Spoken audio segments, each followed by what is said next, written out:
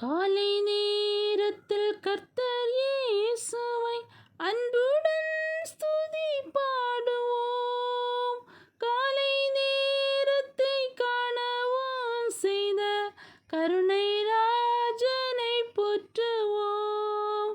காலை நேரத்தை காணவும் செய்த கருணை ராஜனை போற்றுவோம்.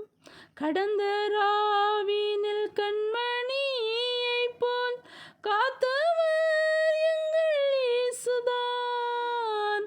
கடந்த ராவினில் கண்மணியைப் போல் காத்தவர் எங்கள் இயேசுதான்.